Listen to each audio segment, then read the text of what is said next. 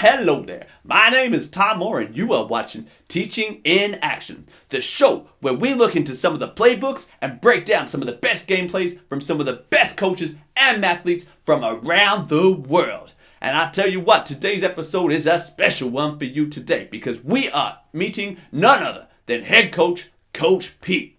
Now, Coach Pete is from Wangaratta, and he has been teaching for maybe 10 or even more years. I tell you what, it's hard to keep track of all of them years when it's been so long. Also, Coach Pete is a leading teacher at his school. He works with the math faculty and the other teachers within the school to improve the way in which maths and numeracy is taught within the school. Coach Pete also has a lovely family. He's got 2 kids and another one on the way. And I tell you what, when he's not at school teaching, he's back at home with his family, loving life with his lovely wife, Catherine. So, let's not wait any longer. Let's now have a look at what Coach Pete had to say. Well, good afternoon here, and we are standing here live with Pete Broekers, who is straight from Wangaratta. Now, Pete has been doing a fair bit of his coaching in his maths classroom, and I'm going to ask him a few questions here today. So, Pete, first of all, can you tell us what brings you here today? Yeah, good question, Tom. So, look, today I'm trialling a game plan that I've been working on with Engage Me Mathematics. It's straight out of their playbook. It's still something that's under development, but we're keen to see how it goes in the classroom and how good it is at identifying works in practice. Awesome, Pete. Sounds pretty exciting. So, can you tell me a bit about this playbook that you speak of, and in particular this theory or this idea that you want to use in your classroom? What is your play? Yeah, well, look, this is really exciting. We've defined 4 quadrants using 2 axes, a horizontal axis and a vertical axis. The horizontal axis is long-term evidentiary output. So to the left is low, to the right is high. What we're looking for there is just evidence of students' work. So something that I can come back to in a few lessons' time and say, yep, that student's learned a lot today, and I know exactly what it was. Not the kind of thing where, conversations happen, but something the students actually recorded in their books. And then the vertical axis is mathematical cognition. And what we're looking for there is just evidence of thinking about the maths. So not the student who sits there and looks out the window and wonders what they're having for lunch, but the student who's really engaged with the task and is looking at the questions involved and thinking, how am I going to get this answered and what am I going to do to get to the solution? Cool, Pete. Well, so it looks like we've got 4 zones here. Now, if I'm wrong, pull me up, but I'm just thinking about what this might actually look like in the class. So I can see the 2 axes going across, the horizontal and the vertical, and you did a great job of explaining those. Let's just think about what the bottom left-hand zone would look like right now. So as I'm looking, I can see some low evidentiary output and some low mathematical cognition. So for me, that would be maybe someone who is a disengaged student. Would that be correct? Yeah, that's a good pickup you've got there. The students in that bottom left are really off task. They're not engaged in putting any of their thinking onto the paper if they're doing any thinking. And they're not really engaging with the task as a whole. So it could be disengaged students. It could be students who are distracted by something. It could just be someone who's not caught up with the skills at that point. Awesome, thank you. And now if I'm looking over at the bottom right-hand corner, I can see low mathematical cognition, but high evidentiary output. So we're saying the kids aren't thinking too much about the mathematics, but they're still doing lots of work. So is that kind of like maybe some kids doing busy work, maybe? Yeah, look, that's definitely an element of it, and you'd probably expect to see those students who are doing busy work sitting mostly in that area. And those are the kids who know what they're doing. They're doing a whole lot of something, but they really haven't thought a lot about it. So, they're solid performers, but if you sit down and talk to them and really probe their thinking, it's just not there. They know the process, but not the why. Cool. Thank you very much. So then let's move up now to the top left-hand zone that we can see. And I can see high levels of mathematical cognition, but low levels of evidentiary output. Please, can you explain that a bit more to me? Yeah, no, this is a tricky one. These are the students that are involved in the thinking. If you sit down and talk to them, you can really see their brains ticking over and they're making those links. but they're just not confident enough to put it down on paper, or they don't know how to put it down on paper. So this is where the teacher has to step in and sort of help them through the recording process and what a mathematician would do to put that thinking onto the paper. Right. So this to me seems like they're kind of like developing understanding. We don't necessarily see a whole lot, but they're still thinking and they're still really involved, but we don't necessarily see a whole lot in terms of them writing things down. And I liked what you talked up there about the teacher working with them and writing things down there for them as well to reduce that cognitive load. Is that correct? Yeah, that's a good pickup.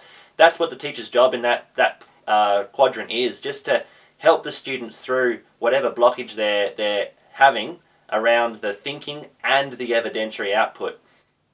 Cool, sounds great. Now, let's move over into the last quadrant, which is high levels of evidentiary output and also high levels of mathematical cognition.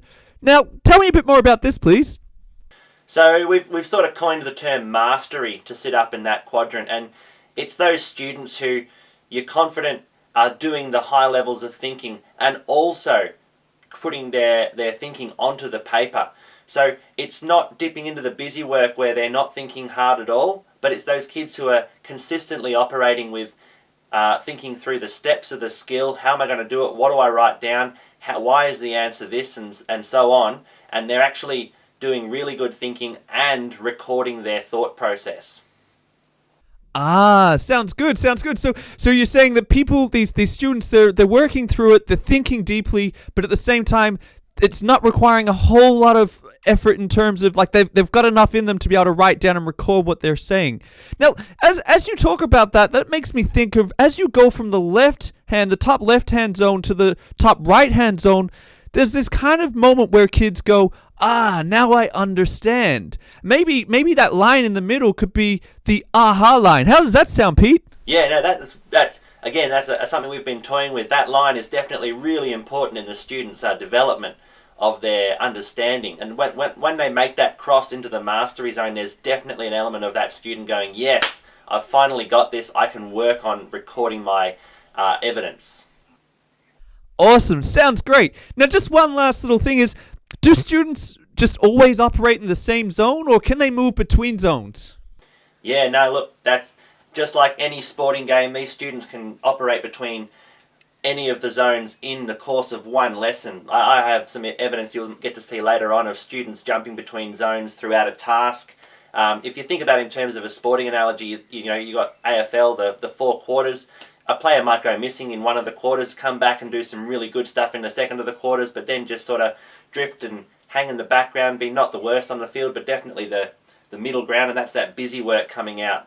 And they can just move around the different zones depending on how the task is structured and what the outcomes are. Wow, I'm excited. And then you just said as well that you've got some recordings of students actually doing some of this stuff. So can we see those here now today? Yeah, look, and I'm really excited to share this with you. Look, I've worked quite hard on getting these recordings together, and I hope that they're valuable for you as they were for me, because I know that when I looked back over them to prepare for this, it sort of opened my eyes up to what some students were doing that I might not have noticed at the time, and using this model really helped to improve my teaching and what I might do for those students moving forward. Great, so we're going to have a look at some of Pete's teaching, and we're going to start putting some students maybe in these zones that we think that they're operating in. All right, let's check it out now. We'll have a look at the very first lesson that Pete is going to share with us. Whoa, wait a second, Tom, who happens to walk like me and dress like me and look a lot like me, but doesn't quite talk like me because it's hard to keep up an accent over a long period of time. Before we get stuck into the actual lessons, why not ask Pete about what the lesson involved? All right, so I'm standing here with Pete Brookers, coach of his Year 7 class from a school that I cannot mention due to privacy reasons. Pete, please tell me about the lesson you have planned for us today. Yeah, I'd love to. So I've taken this task on equivalent fractions straight from Joe Bowler's Mindset Mathematics Grade 5 book. Oh, I love Joe Bowler. Please tell me more. Okay, so this one revolves around some works by Piet Mondrian, and we start the students by looking at a copy of a Piet Mondrian piece, and you can see it on your screen here. It's got some some squares, big squares, little squares, 3 different colours, red, yellow, blue, along with some black and white scattered throughout there. And I just asked the students this pretty straightforward question for us, but not for them, hopefully, of how much of each colour is in the picture as a fraction. So I want them to really dive into dividing that shape up into the different fractions and showing me what their reasoning is.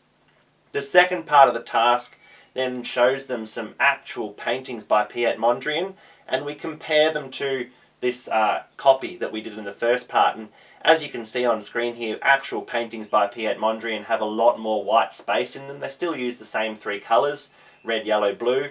There's a lot more white though. After a quick discussion with the students, we get down to the work of creating a copy of our own of a Piet Mondrian painting.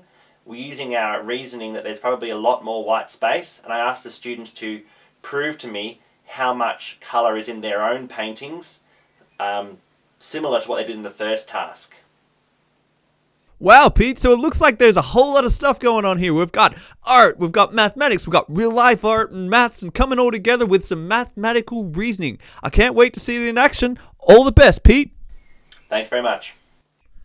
No worries, that was Pete Brookers, once again from a school that I cannot announce due to privacy reasons.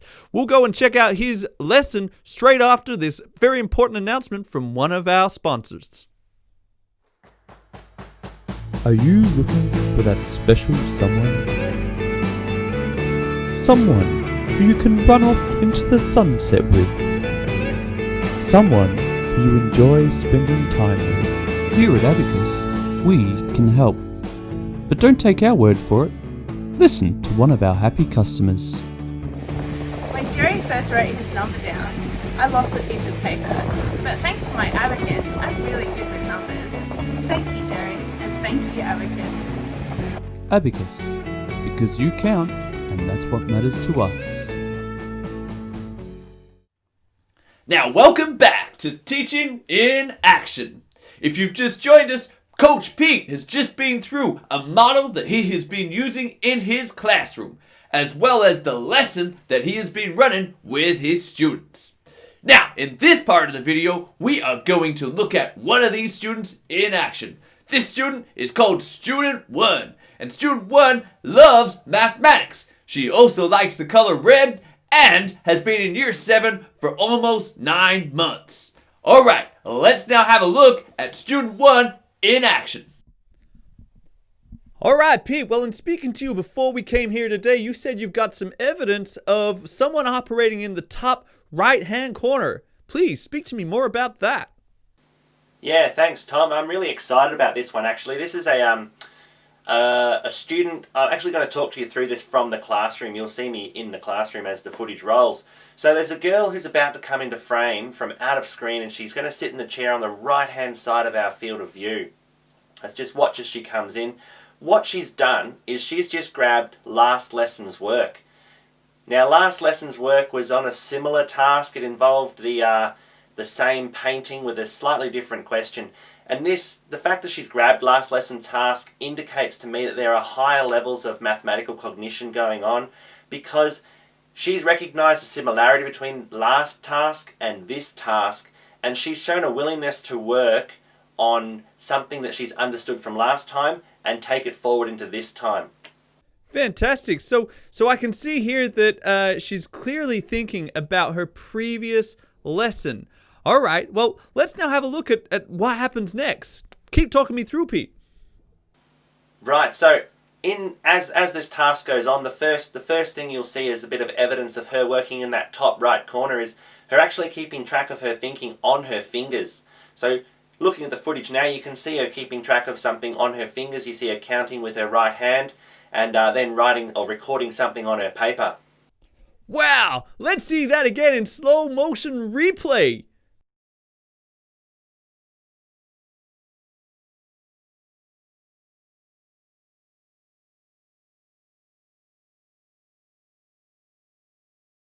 Fantastic. So there you have it. High levels of mathematical cognition demonstrated in something as simple as 1, 2, 3. Speaking of which, let's head back over to Peter and see what he has to talk about with the rest of the lesson.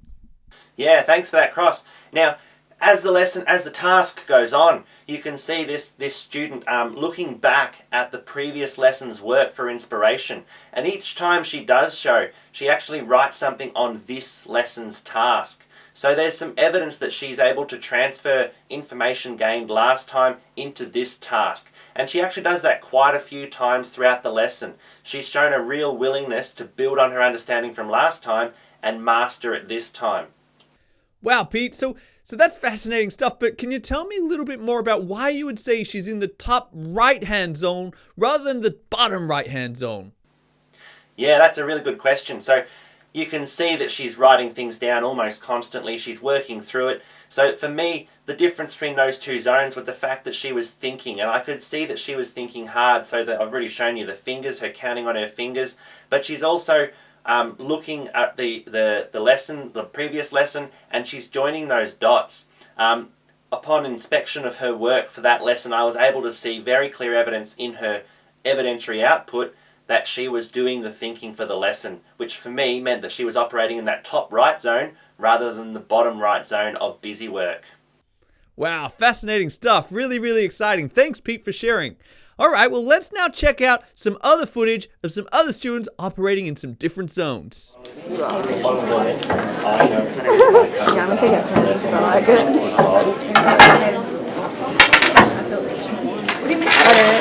I'm gonna take the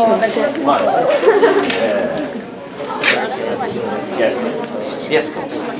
Matthew, how are you going? All right, so Pete, I've just watched through the replay and I'm interested. What made you decide to go up to that kid? What made him the lucky one? Yeah, well, I'm glad you've asked. Look, what I was looking for as I walked around the room was evidence of students who were either in that bottom left quadrant where they weren't getting much evidentiary output, or students who were doing some busy work where there were low levels of mathematical reasoning. And given that this student was tapping his pencil a lot, he was working slowly through the task, he wasn't moving as quickly as I know he can, I sort of made the assumption that he was working in that bottom left corner, the off-task quadrant, because of his minimal work completion. So I made the effort to go and have a chat with him and see if I could gather more evidence about which quadrant he was working in. Fantastic. So you noticed that he wasn't quite working where you wanted him to be, and then you decide to go and have a chat with him to see if you can move him into maybe another quadrant. All right, well, let's now see how the rest of the lesson unfolded. You don't know how to unmute squares and coloring. We have colours trying to colour in. I know.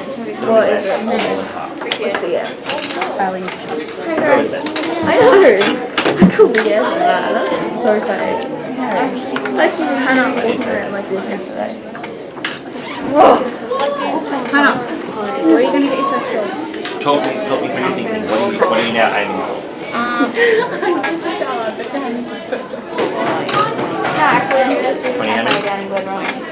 Oh, it's Just repeat this number again. What did you say? yeah, I'm Awesome, Pete. So I can see you asked a few questions. Please tell me a little bit more about what went on in that moment. Yeah, well, given the nature of the task was about calculating how much of a grid should be half colour, I started out by probing his thinking around what he was aiming for, and I could pretty quickly see from his responses that he wasn't quite sure where he should be aiming to reach with his coloured squares. So I had to do a bit more probing and asked him a few leading questions about what half of his grid would be and how he knew that was half of his grid.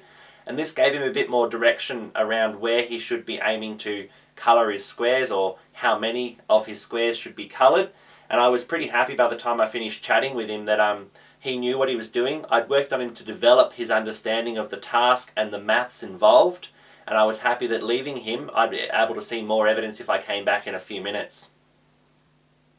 Awesome, Pete. So you're saying the bit where you were having that conversation with him was when you were developing that understanding. Well, tell me a bit about that, because I noticed he didn't do much work, but it still seemed like he was engaged in what you were talking about. Yeah, definitely. So that quadrant is characterized by low-level evidentiary output. Now, just because there's low-level evidentiary output doesn't mean the student isn't thinking. All right, so those students are joining dots in their heads. They're connecting strands of thought. They're making those jumps that you can't see and you have to be able to do at some point. So I was happy that he was answering my questions nicely. He was understanding what was going on, and if I left him, he would develop that evidentiary output. All right, well, I'm excited to see how the rest of the lesson unfolds. Let's go and check it out. Alright, there you go. So you got something to aim for.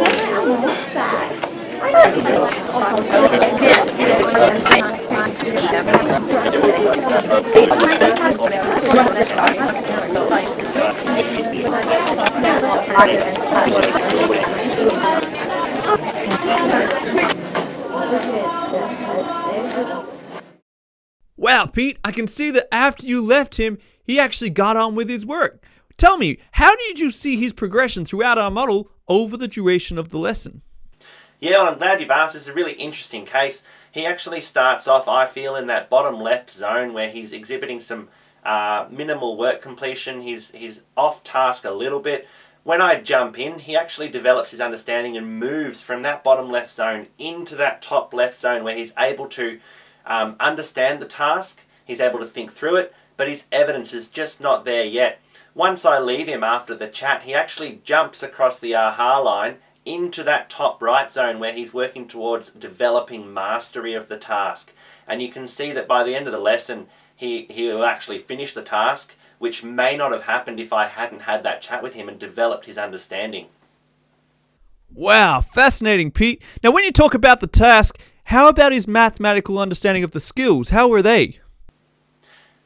Yeah, his mathematical understanding of the skills after the chat was solid. It was just before when he was in that bottom left quadrant. He wasn't quite sure the links between some of the knowledge he had and some of the skills he knew how to do. Fascinating stuff, Pete. I tell you what, fascinating stuff. Well, I can't wait to see some of his other students in action, but before we do, let's hear from another one of our sponsors. Pencils, pencils, pencils! We've got pencils! From coloured pencils to black pencils to every kind of pencil you could want. We've got big pencils, little pencils and everything in between. We've got pencils with no erasers, pencils with one eraser, and pencils with two erasers. They are perfect for the mathematician who cannot figure out what he's doing. To be or not to be, that is no longer the question. We have all types of pencils. Come down now for a bargain price with all your pencil needs. Well, hey there. If you're just tuning in, we're here today with Coach Pete Brukas from Wangaratter. And we've been going through a model that he has been using in his classes. He's been showing us where different students fit within this model. For the rest of this video, we're going to have a look at 2 more students and figure out whereabouts in this model they've been operating. Let's check it out. I want to share another one between you. Then you've got to get Do it as well and think and think and think. Let's go. What fraction does each short take color take up? I wanted those answers taken away last time. We counted them. And we didn't have those answers from last time. Oh, really? It was only 48 out of 100. Uh-huh. Yeah. Alright, so challenge and I want you to tell me. So blue's a book. I don't have it. What? You don't know how this video is.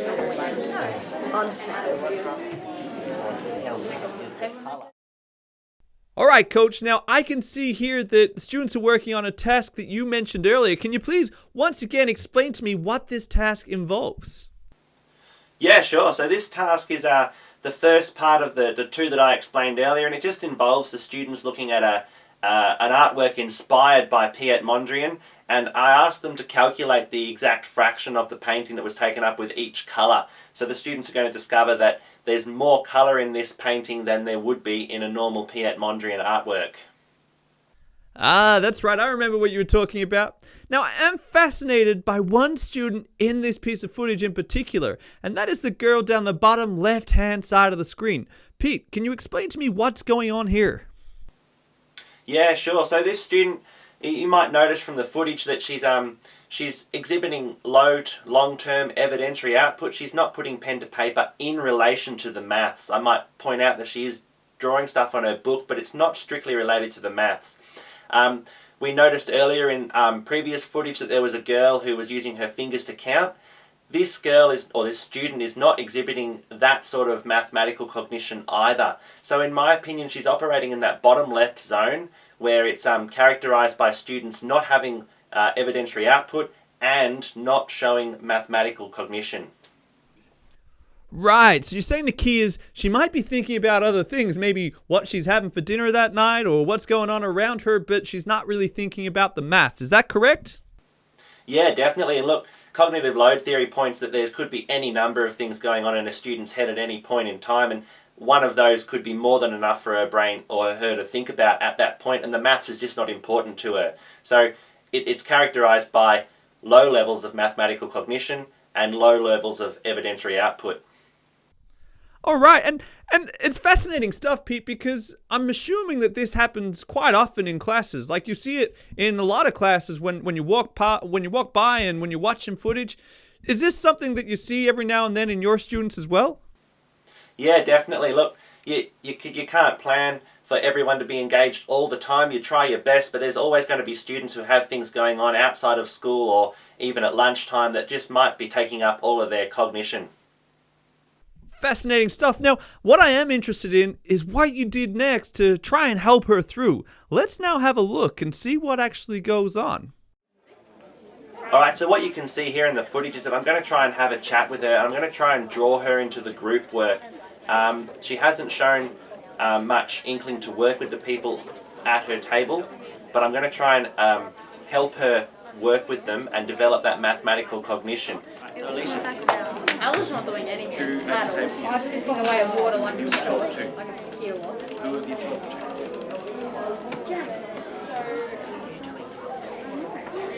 Have you asked? Jack, we didn't have to do all that.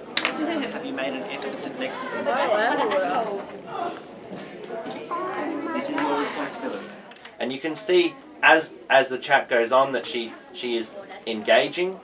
As I walk away, you can see that she then engages with the person across the table from her, and she tries to find a way into the task through talking with her peer group.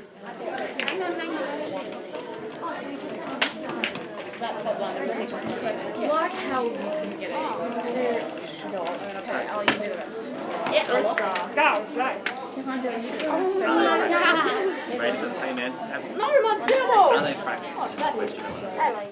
When I leave the frame entirely, that sort of dies down and she reverts back to some of the actions that she was doing earlier in the lesson.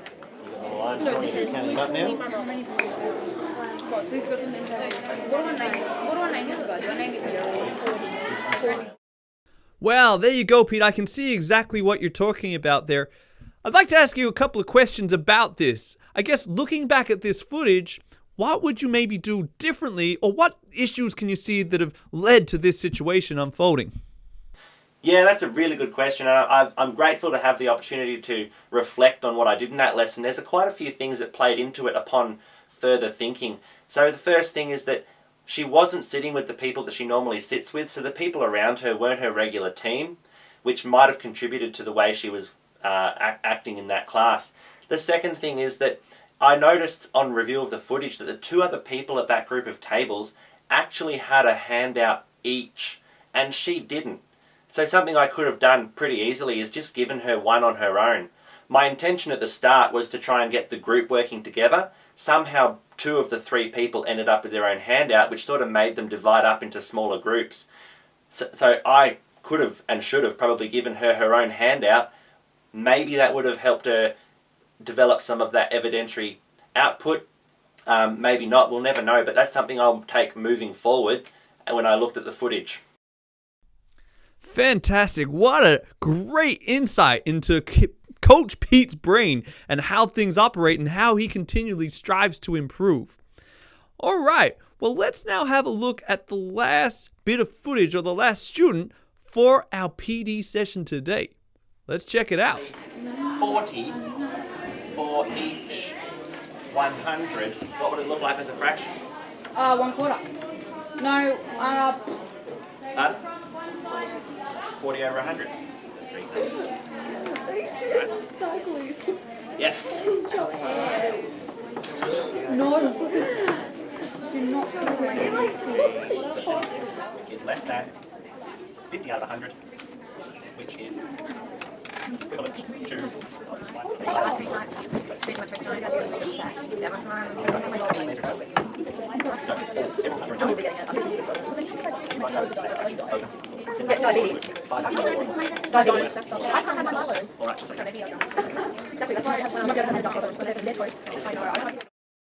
All right, Coach Pete. Well, we've just watched this footage of this boy in action, and I've got to ask, obviously we're not going to show our audience the entire class because we're limited on time and we don't want to put them to sleep. But let me ask you, can you please quickly summarize for our audience at home just what this boy got up to and how you would rate his performance in the lesson overall? Yeah, well, I'm glad you asked, because this is a really interesting student. He works through the task solidly. He puts pen to paper at the start. He doesn't lift his pen off until he has a question to ask of me. I take a few minutes to come round, and then he gets right back to work. You notice past there that once he's finished the task, there's quite a lot of writing on his paper, so he has that high level of long-term evidentiary output there. My concern was that he was just, he finished early and therefore maybe wasn't challenged enough. Right, so you're saying that he's got a lot of work done, but at the same time, maybe he wasn't challenged enough. Okay, well, my question for you is what zone would you place him in based on what you've just said and what you've noticed throughout the lesson? Yeah, so I characterised him as being in that bottom right zone where there's high levels of evidentiary output but low levels of mathematical cognition.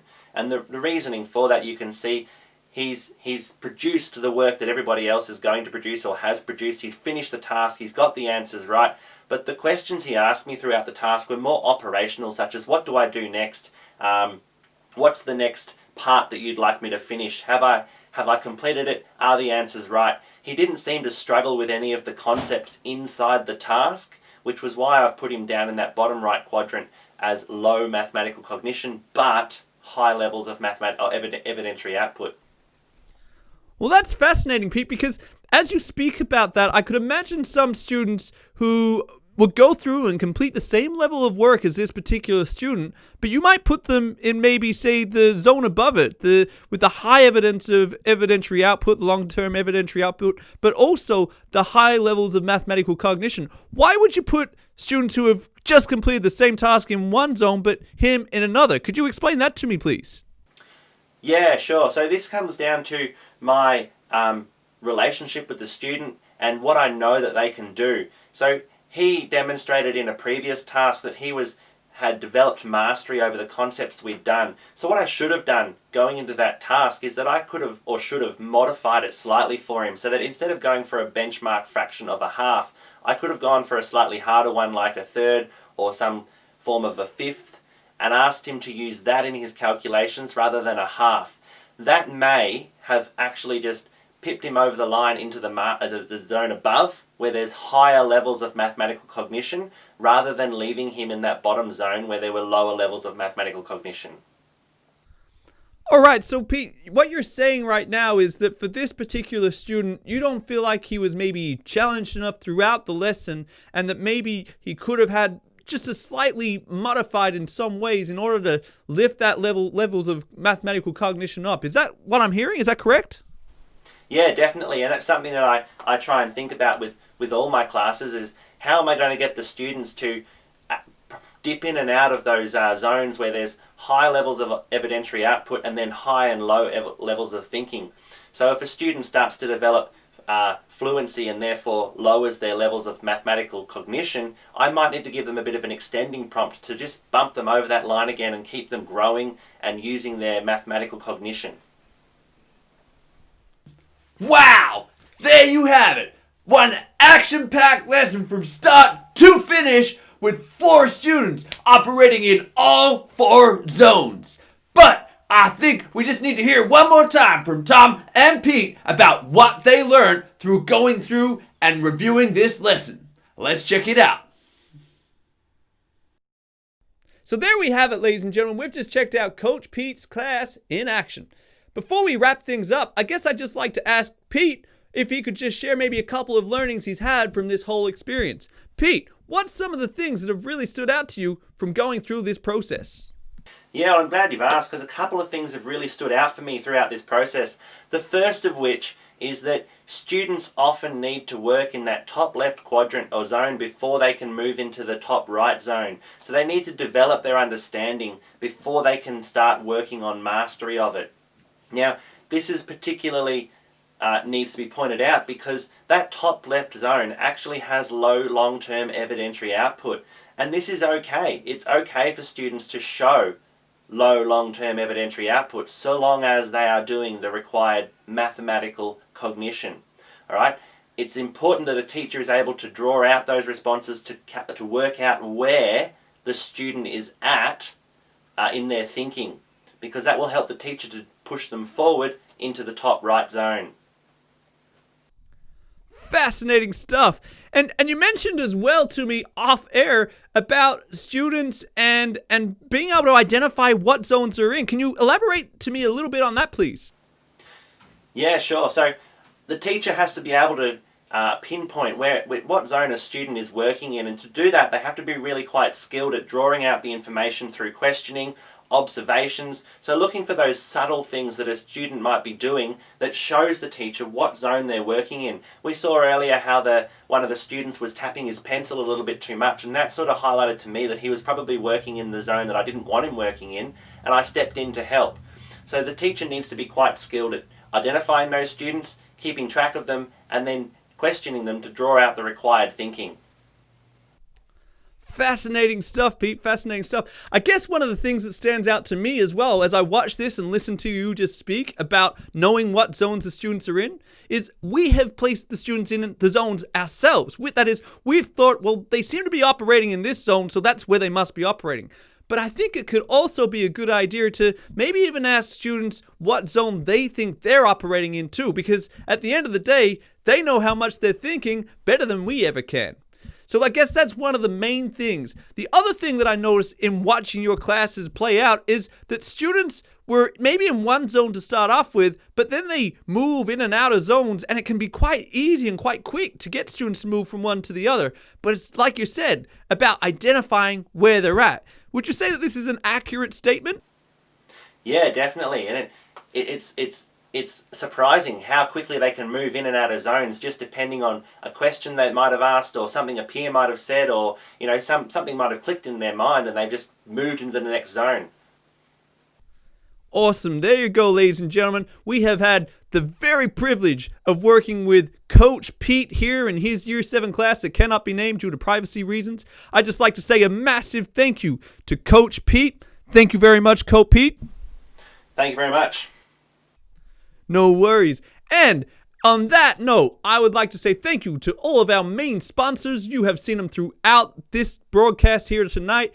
And a massive thank you to you, our audience back at home. My name's Tom Moore. That was Coach Pete. And we'll see you next time. Thank you. Wow, what a fantastic reflection. Thanks, Tom and Pete. Now, maybe you're interested in being part of one of these teaching in action videos. If so, we'd love to hear from you. Feel free to email me at t.more@engagememathematics.com.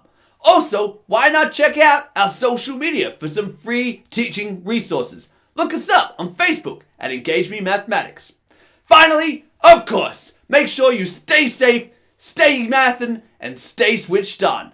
My name's Tom Moore, and I'll see you next time.